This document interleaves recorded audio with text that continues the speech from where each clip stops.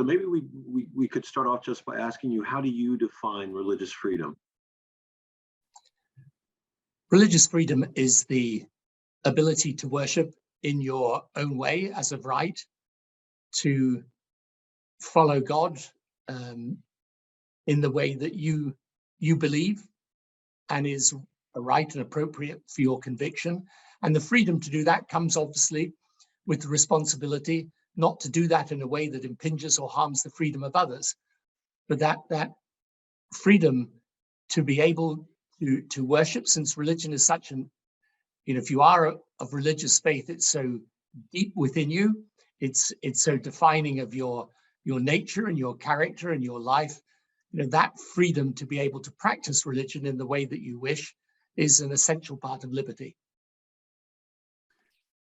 So following on from that, what stands in the way of expanding religious freedom throughout the world? You recently spoke about the danger of religion being weaponized into sort of a political doctrine.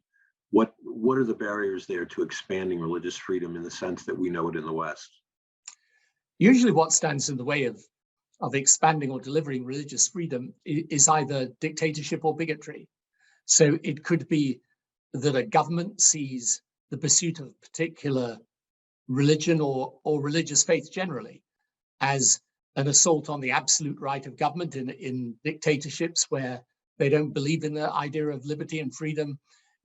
Religious faith, because you give your allegiance in a way, spiritually at least, to a higher power. They can sometimes see that as a threat, or very often now, unfortunately, in the world we live in today, the threat to religious freedom comes from religious prejudice or bigotry, where you see your faith as the only faith, and not merely exclusive in its own right, but exclusive to the rejection of other faiths as legitimate for people to pursue. And that form of religious bigotry can happen. We see it with Islamist extremism, but we also see it in other forms of extremism that can relate to Christianity, Judaism, Hinduism, Buddhism. Unfortunately, all great religious faiths do attract their share of extremists and people who want to pervert that faith and abuse that faith. And even though faith as a whole, most of the common religious faiths have in common the idea of neighborliness, of human compassion, of the idea that you treat others as you would like to be treated. Sometimes I'm afraid people turn those into religious faith into a hardened set of doctrines or dogmas, which stand you in opposition to those who do not share those doctrine and dogmas, even people from within your own faith who do not share them. So it's usually those are the two main sources of obstacle to religious freedom. And how might democracies best promote religious freedom as a part of their foreign policy? For democracies, because religious freedom is an essential part of democracy, it's something where even if we don't believe it's going to move the country with whom we're having an argument about religious freedom, even if we think it may not move them to change, it's still a point upon which we should be insistent, because it is such a fundamental part of our liberty. And so the best thing for democracies to do is never to relegate that issue. Now, of course, countries will have relationships with countries that are democracies, will have relationships with countries that aren't. And sometimes those countries will suppress religious freedom. And sometimes, therefore, one part of the dialogue is about religious freedom, but you've got other interests and things that you may share in common with those countries, or important things you have to pursue with them. But it's important that we never allow that issue to be absent where it is an issue in a country. Let me just follow up on Lindsay's question a little bit more. Obviously, democracies need to balance their interests when it comes to religious freedom, but what happens when the situation is so egregious that the violations of religious freedom can't be ignored? I think of the situations in Nigeria or North Korea or China or Burma, arguably. What should democracies do in those situations? I think that there comes a point where if the human rights abuses are particularly egregious or severe, then it becomes, as it were, a dominant theme in your relationship with that country.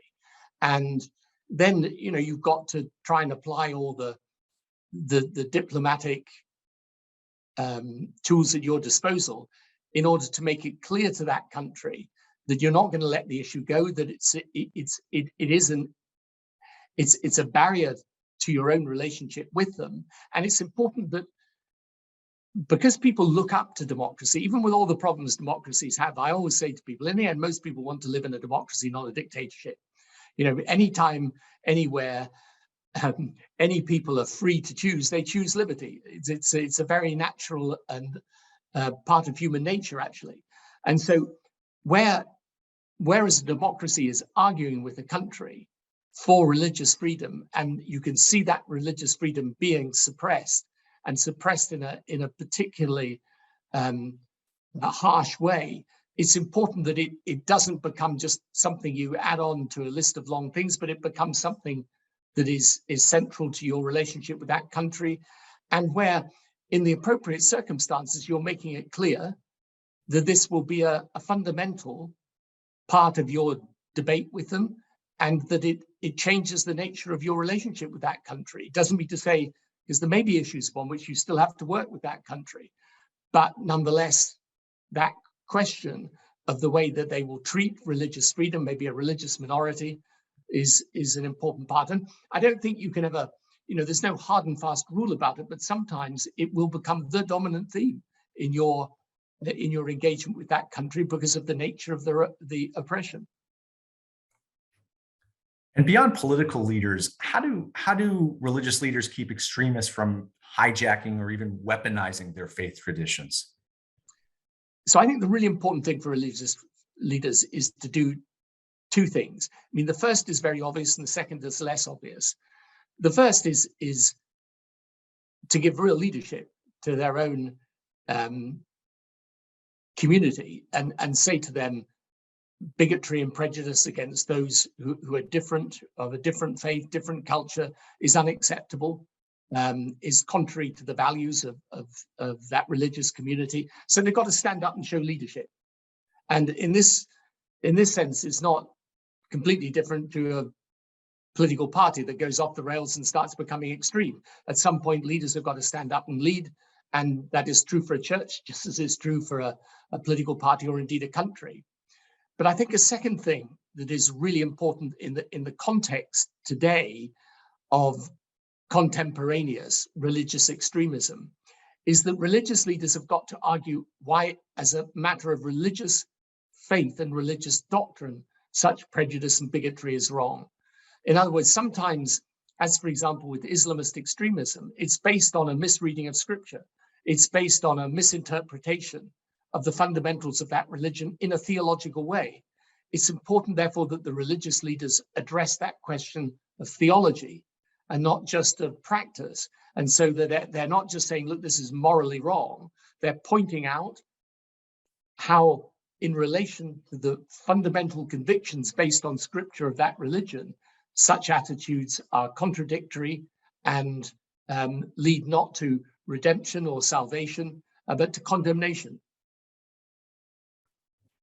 And let me shift to a more optimistic outlook right now. Where do you see leaders of the three Abrahamic faiths coming together for the common good? And if so, how are they doing that?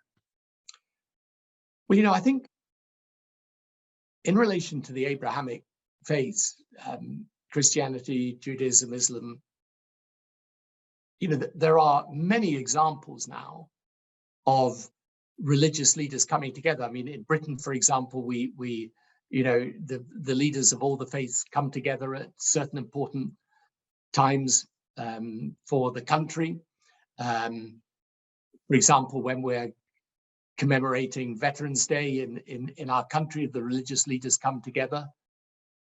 You also saw the religious leaders come together, for example, in New Zealand, where there were attacks against one particular part of the religious community. The Abrahamic faiths came together. There are any number of dialogues now around interfaith. My own institute does a lot of work in this space, We have programs where, those from all the Abrahamic faiths will participate in trying to understand each other, see the common points of tradition and history, learn to understand each other, live with each other, like each other. So I think there are a lot of examples I can think of now where such a coming together is strongly argued for.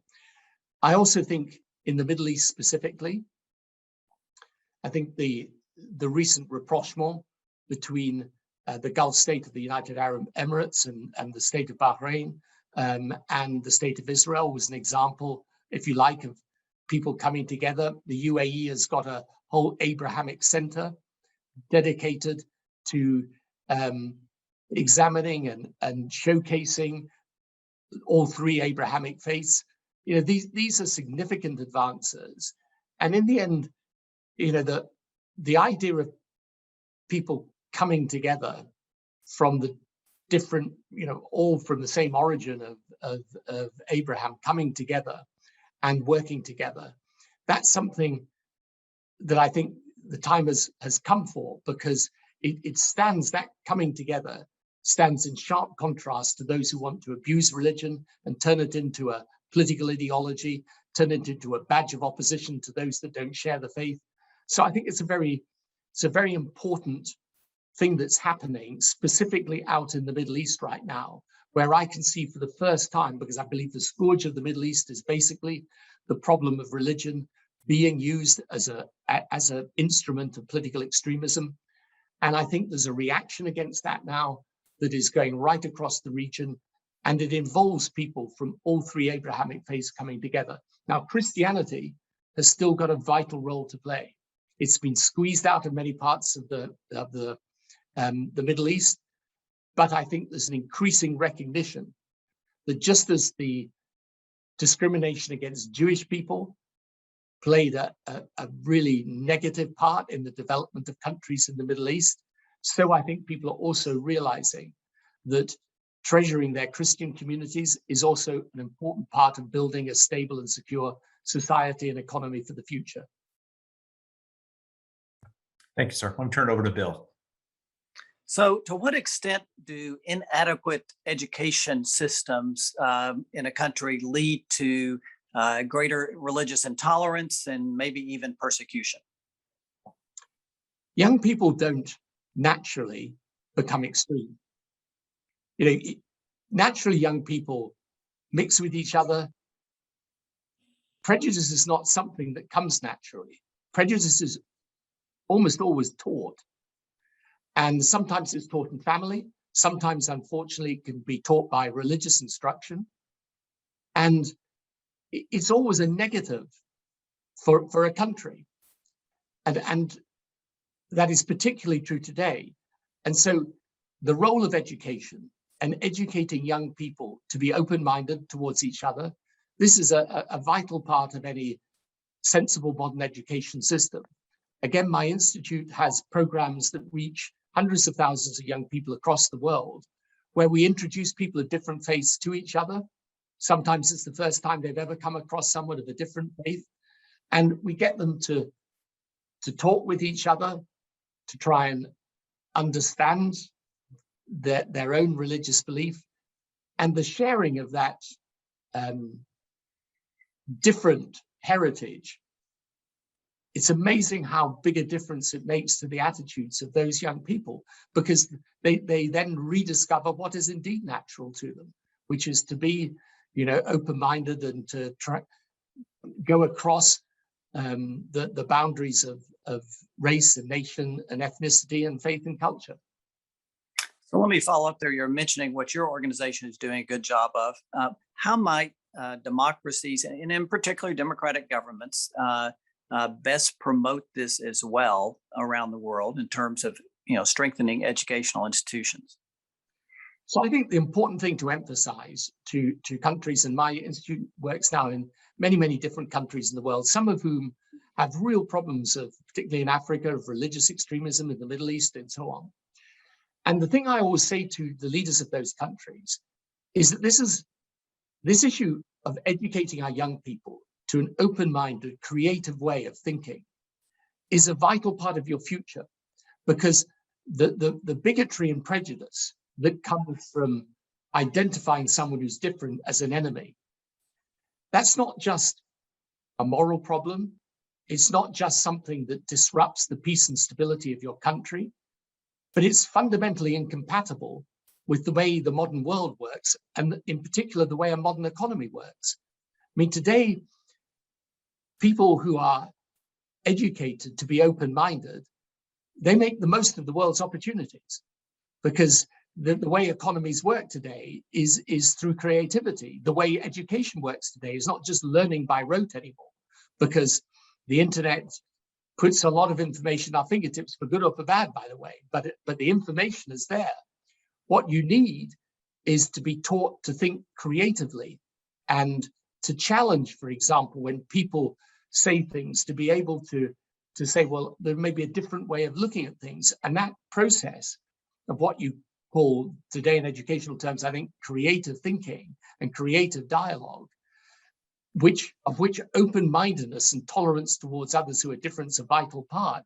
That is, for countries today, that is preconditional to economic prosperity, not just to stability, and not just to security, and not just to a good sense of moral cohesion in a country, but it's in fact a vital part of producing a generation of young people that are at ease and at home in the modern world. Let me wrap us up with this last question. You talked there about younger generations. We've been exploring this topic of the nones, N-O-N-E-S, which has been identified in polling as people who may be consider themselves spiritual but not religiously affiliated. What impact do you think that the growth of the nones might have on the cause of religious liberty, religious freedom? The growth of the nones is a very interesting phenomenon, because what it shows you, I think, is that people still yearn for spiritual guidance and have a natural and deep-seated spiritual belief. But often people look at the manifestations of organized religion and they say, well, how is that consistent? Because even if the doctrines are supposed to be about love and compassion and common humankind, you know, the behavior of some of the people who attach themselves to particular forms of religion is completely inconsistent with that. So I think the nones are I regard them as a wake-up call to those who are involved in organized religion. I mean, I'm a practicing Christian myself, but I think there is an obligation on all of us who are involved in organized religion to make people understand that those essential values and deep-seated beliefs that drive us are rooted in human compassion and love for our neighbor and respect for God, and not in doctrine or dogma that turned into either spiritual or intellectual or practical weapons used against those who don't share our faith.